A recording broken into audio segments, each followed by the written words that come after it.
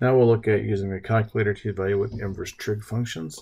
So to evaluate inverse trigonometric functions that do not involve the special angles discussed in the previous video, we need to use a calculator or other type of technology. And back in the day, we had to look this up in a table because our calculators we didn't have calculators that had this. So, boy, that sure dates me. So let me bring up a calculator. And we want to find sine inverse. So let's see. We have a shift button here. Inverse. There we go. See the INV? Inverse. And I'm going with sine. So I think I have to put, I have to put in the value first on this. So 0.97. And then I hit inverse sine. And it gives me 75 point, I lost it,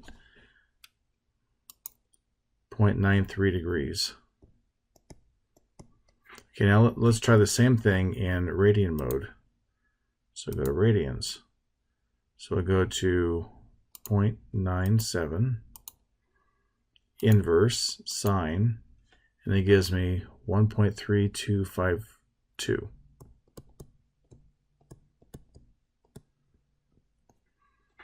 Okay, and that is how we do this with a calculator. So, and you might have something more sophisticated, like I have my TA84 sitting here. Your phone calculator probably works as well. So, there you go.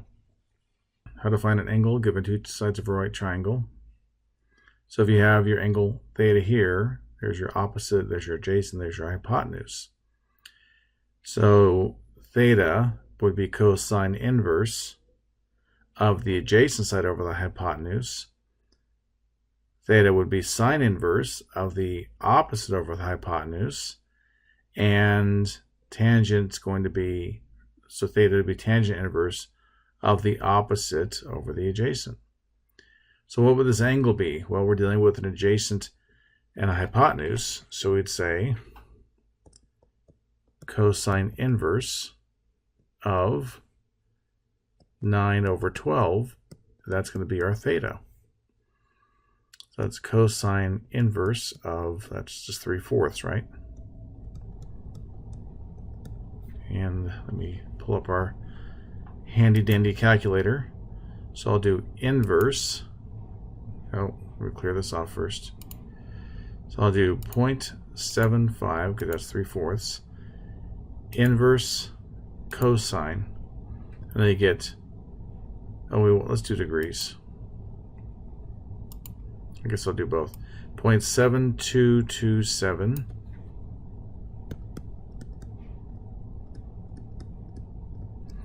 or we'll do the other. We'll do 0.75. Put this in degrees. Inverse cosine 41.4096 degrees. Okay, there you go.